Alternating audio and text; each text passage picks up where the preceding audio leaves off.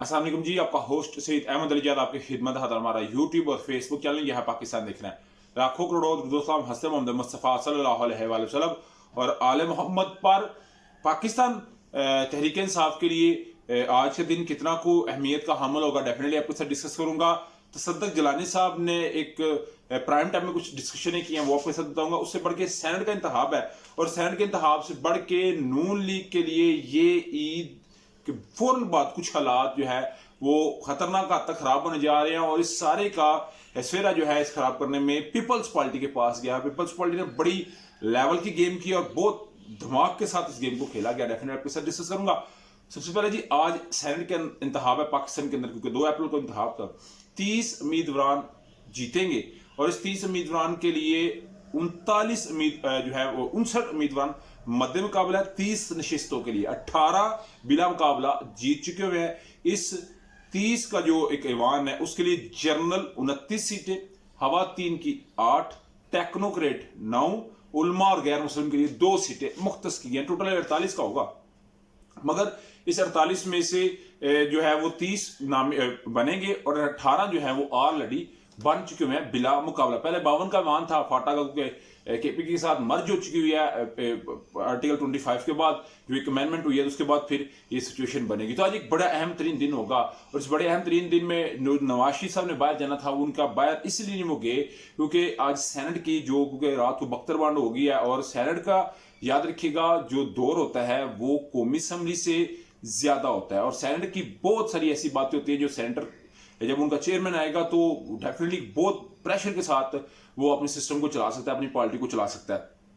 अगर मैं बात करूं तो यूसुफ गिलानी साहब एक फेवरेट उम्मीदवार समझे जा रहे हैं, एक फेवरेट कैंडिडेट सबर किए जा रहे हैं चेयरमैन के लिए। मगर असल खबर यह है कि किस तरह नून लीग का धर्म तख्ता होगा, किस तरह ये ईद के बाद मामला होगा, क्योंकि आप जानते हैं फैसल वाडा साहब किसी तारीफ के मोहताज नहीं। एक वफाकी वजीर रहे इमरान अहमद खान नसर के दौर के अंदर, फिर उनकी नाहली हुई 5 साल की नाहली, उन्होंने कहा जी मेरे पीछे कोई ना चला, फिर एकदम से उनका ना जो ट्रेंड बदलना शुरू हो गया, उनका मोटो कुछ और होना शुरू हो गया, उन्होंने तनकीद शुरू कर दी और जो बात करते थे वो बिल्कुल ठीक थी। एक वक्त आया उन्होंने सेनेट के लिए अपने कागजात को जमा करवाया, हर कोई हैरान परेशान, जिस तरह मोहसिन नकवी साहब और जो थे अनवारुल्लाह काकर साहब उनकी तरह ये मामला हुआ। तो एमक्यूएम ने उनके कागजात में तायद करदा तजवीज़ करदा बने। जब एमक्यूएम से पूछा उन्होंने कहा जी हमने तो ये किया नहीं। बाद के अंदर एमक्यूएम भी कहने लगी कि हमारे इलाके का है, हमारे शहर का है, हमारे सूबे का, तो इसलिए हमने इसको कर दिया। पीपल्स पार्टी से भागी हुई थी, पीपल्स पार्टी के ऊपर बड़ी तनकीद करते थे, फैसल वाडा साहब उनके ऊपर बड़ी तनकीद करते थे, मगर शर्जील अनाम मेमन साहब ने बाज़ाब्ता और बाकायदा तौर के ऊपर ये ऐलान कर दिया कि सेनेट के आज के इंतखाब में फैसल वाडा साहब को हम सपोर्ट करने जा रहे हैं। और ये जो मैं कह रहा हूँ ना एक बरीक गेम है कि एक अपने सेनेटर की कुर्बानी एक फैसल वाडा के लिए, इसका मतलब उन्होंने बड़े घर के लिए कुर्बानी दी है तो फिर बड़ा घर इनके लिए कुर्बानी देगा। किन के लिए? पीपल्स पार्टी के लिए, नून लीग के लिए ये बड़ा वबाल जान बना और सरदर्द बना हुआ है कि किस तरह हमें जो है वो ट्रैप किया जा रहा है। मैं आपको यह बात बता दूं, नवाज शरीफ का इक़्तिदार ना लेना वो ये समझ चुके हुए हैं तीनों द्वार के अंदर अपने कि जिस तरह सिस्टम को ट्रैप किया जाता है, और शहबाज शरीफ साहब भी खुद ये बात कहते नजर आएंगे। मगर देखते हैं जी क्या बात सामने आती है।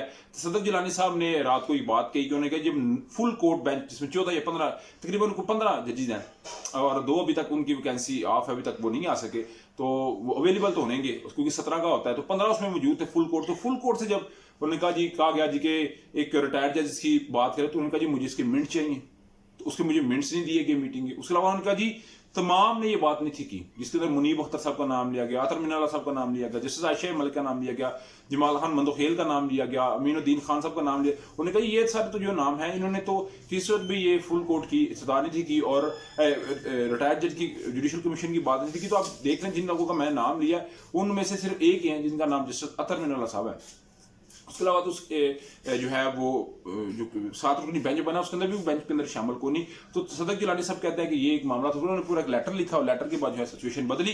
तो देखें जी अभी इस पे काजी फाइज इससे सब क्या बात कहते हैं, तो इसके ऊपर कुछ लोग ये भी बात कह रहे हैं कि कुछ लोगों को ये भी बात बहुत बुरी लगी है कि काजी फाइज साहब ने क्यों एक आज खुद नोटिस सो मोटो कहते हैं जो कल से उसकी समाज शुरू हुई क्यों लिया। डेफिनेटली ये तो वही बताना बेहतर समझेंगे और उन्हें बताना भी चाहिए। दादा अजीज साहब किसी तारफ को मोहताज नहीं है। अब्दुल कयूम नियाजी साहब जो कि वज़ीर आज़म बने आज़ाद कश्मीर के और इमरान अहमद खान नसर के दौर के अंदर बने, तानिल अजीज जो कि नारोवाल से जिनका फटा पड़ा एहसन इकबाल साहब के साथ और बड़े तगड़े नाक़िद तहरीक इंसाफ के अब्दुल कयूम नियाजी साहब के साथ उनकी तस्वीर ज़िमनी इंतखाब होने जा रहा है आज़ाद कश्मीर के अंदर। क्या नारोवाल की सीट के ऊपर कोई एडजस्टमेंट है?